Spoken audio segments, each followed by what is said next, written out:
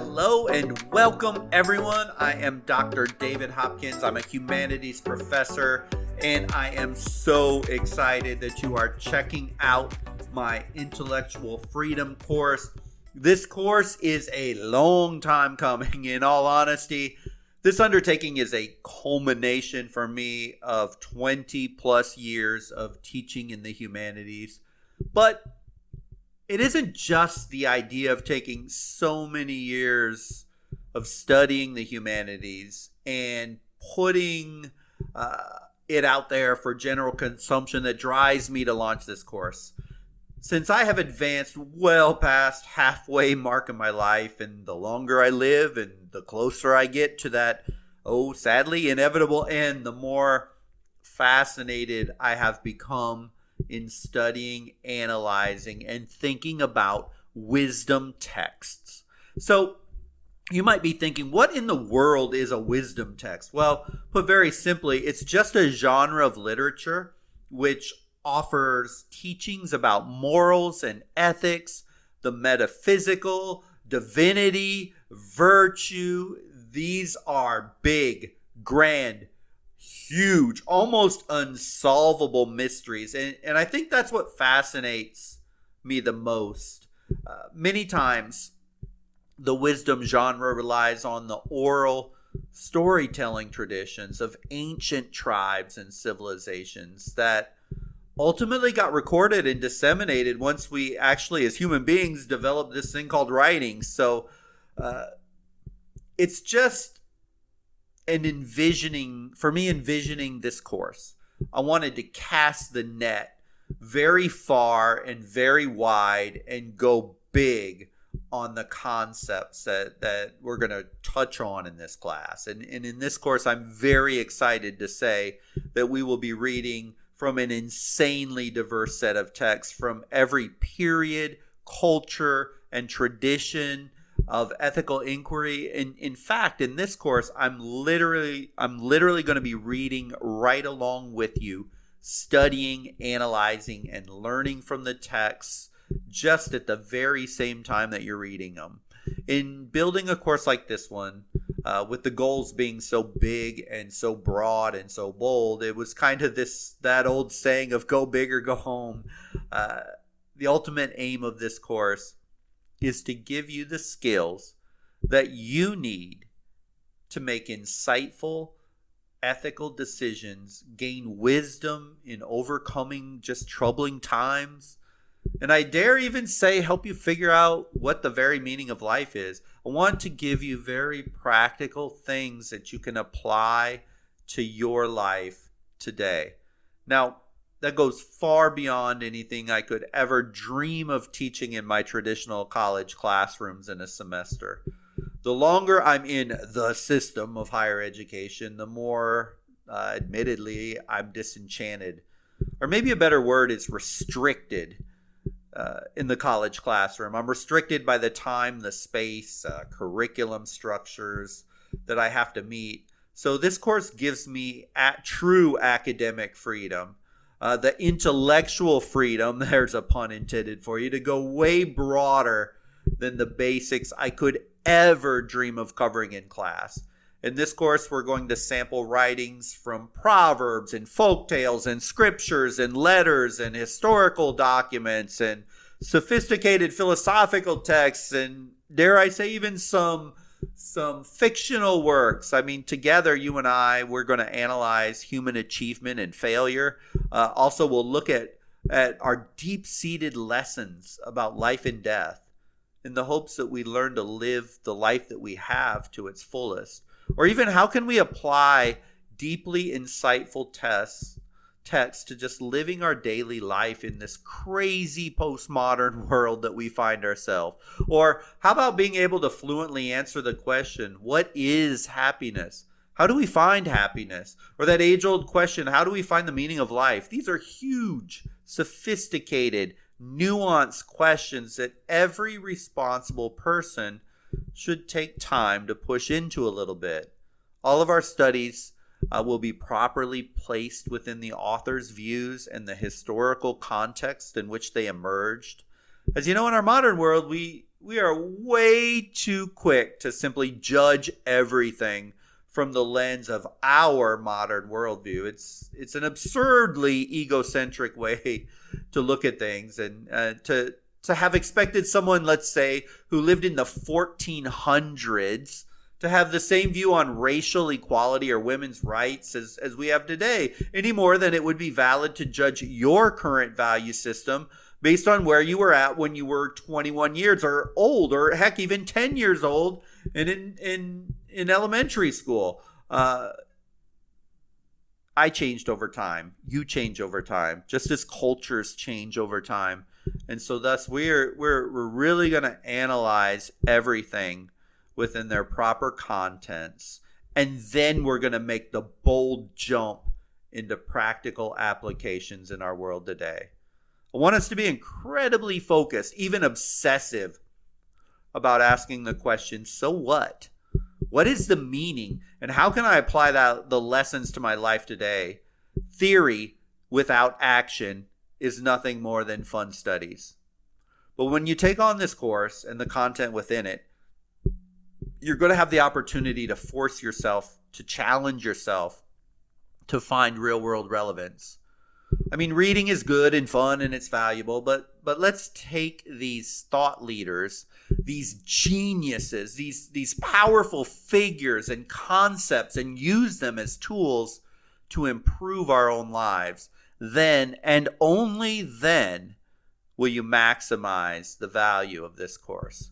Don't worry if it's all sounding far too daunting and academic right now. It won't be.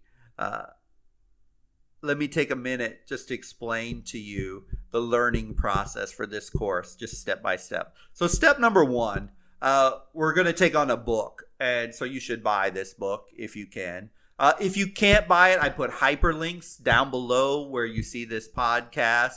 And I do my very best to find open source examples, but I think your life will be way easier and better if you buy the book, Readings in Ethics, Moral Wisdom, Past and Present. There's another post that shows a copy of the book and the ISBN and all that sort of stuff.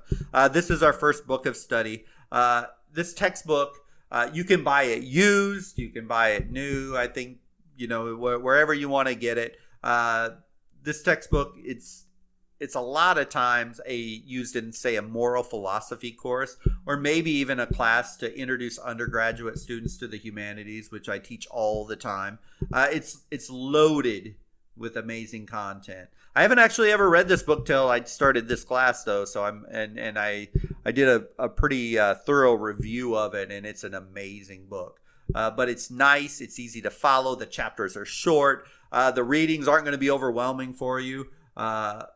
I would even go so far as to say a sharp and focused high school junior or senior can handle this course without problem. So step number 2, after you get the book, we read and we study only one chapter per week.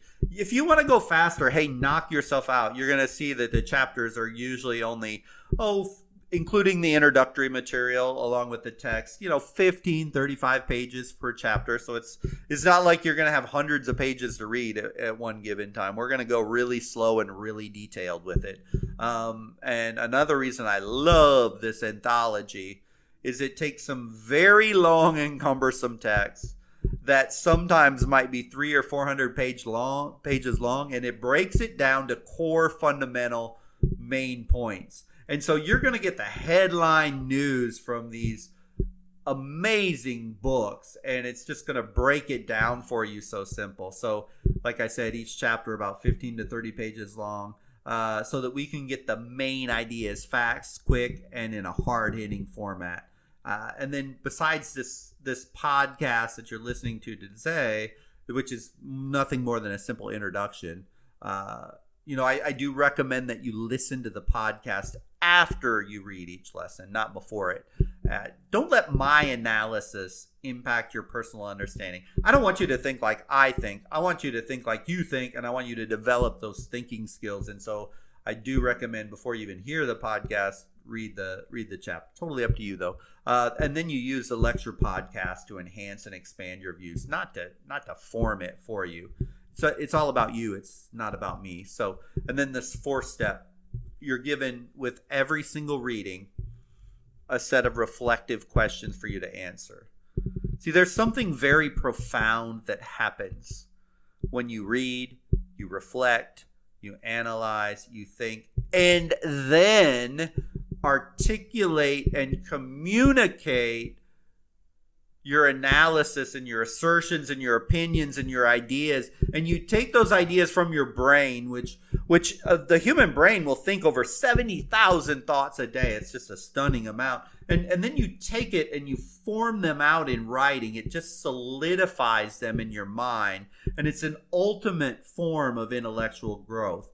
And many of you may be hearing this and you haven't done that forever, since high school or maybe college graduation, or maybe you're a college student or high school student, you're used to it. But there's many people hearing this right now that haven't done much writing in a very long time, and on topics like these, and it's a great chance for you to get back into it.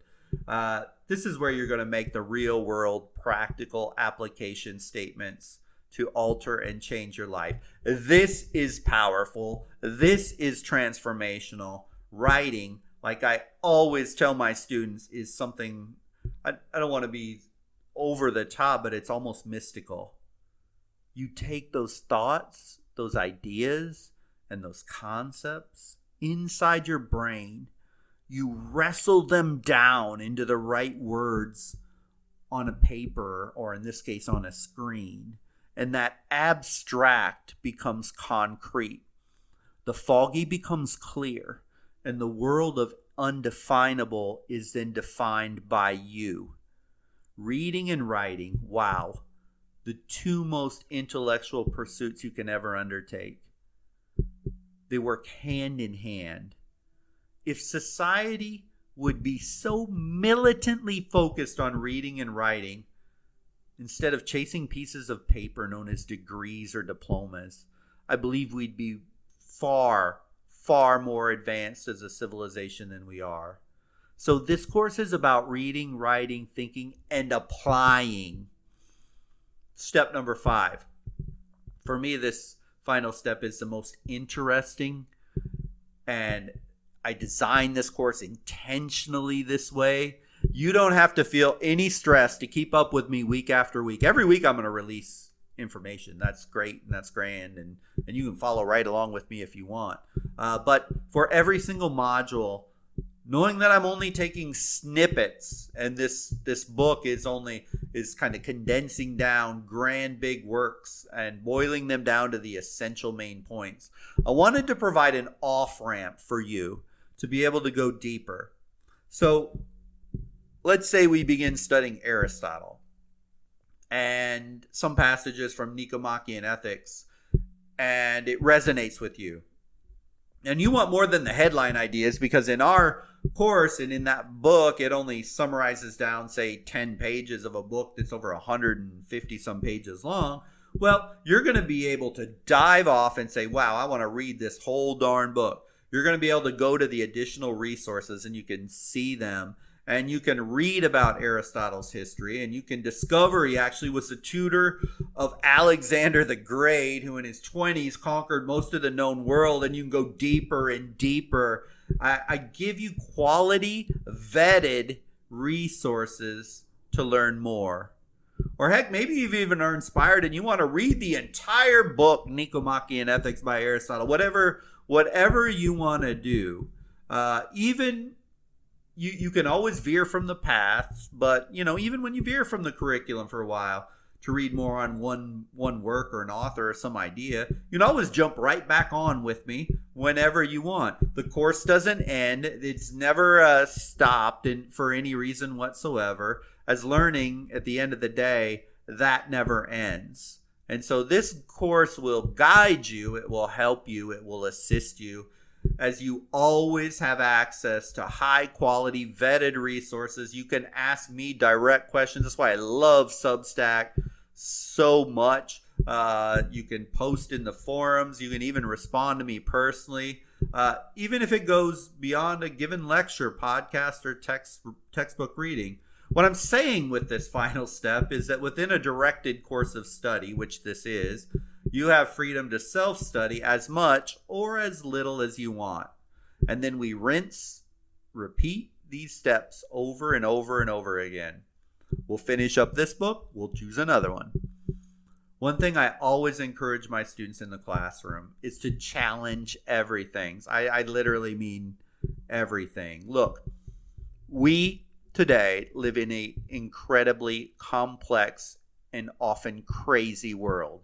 There are forces at play all around us, trying to hold us back, put us into a nice, clean little box, or maybe just wander through life aimlessly, distracted by things, titles, accolades, and whatever else can distract us from a primary goal, which we should all have, which is to reach our highest level of personal fulfillment.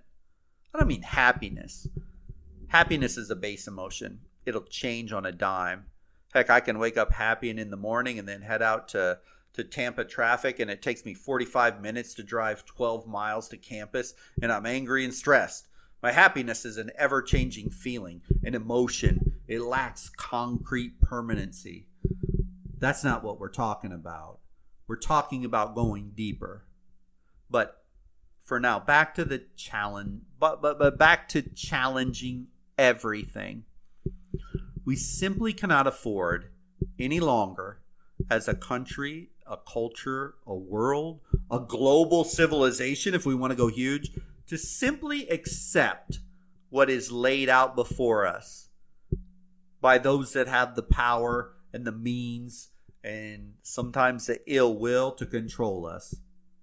Sadly, there will always be forces that don't have your or my best interest at heart.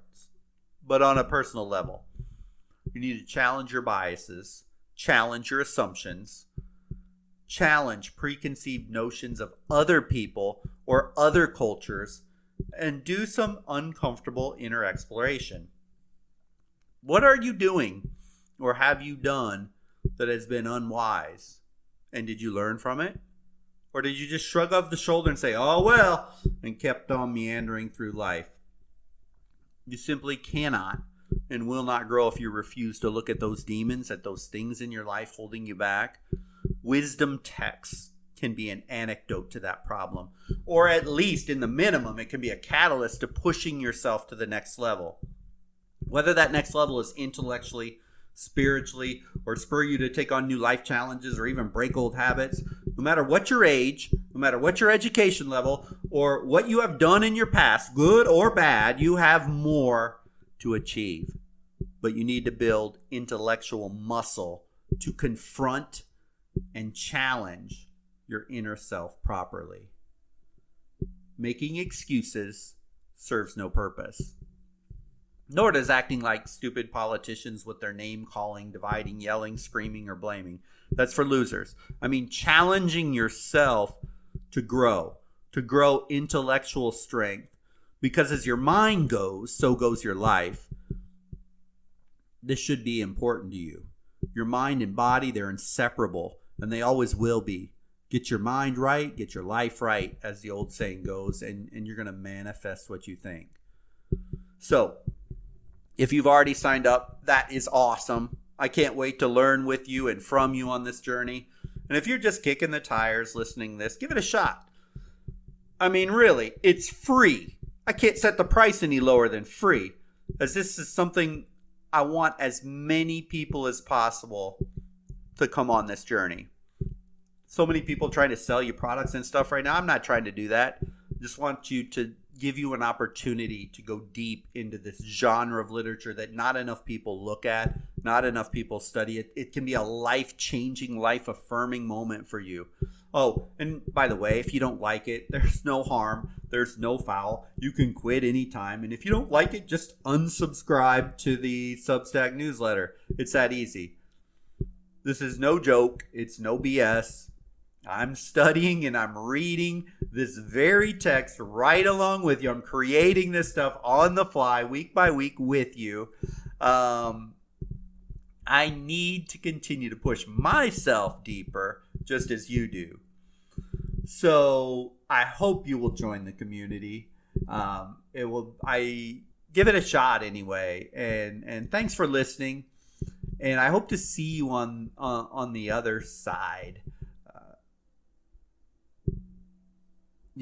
As we get going here, we're going to go all the way back to ancient Babylon around 1900 BC. And we're going to study this guy called King Hammurabi and some of the very first laws that were ever crafted by human beings. It's a fascinating aspect of society. It's a fascinating guy to look at first. We'll see the culture and the implications of the Code of Hammurabi. And we'll compare Hammurabi and the Babylonians to the early Israelites and their concept of law and justice in the Torah, because it teaches us so much about how we in our modern world view laws and ethics and moral behavior. It's all fun stuff. So I look forward to engaging with you, and by all means, ask me any questions you may have as we get going in the next lesson as we take on chapter number 1 in that book that I mentioned. And by the way, you can get that book. Go to the front page of this Substack. You're going to see that book up there at the top. So thanks again, and hope to see you in the next lesson.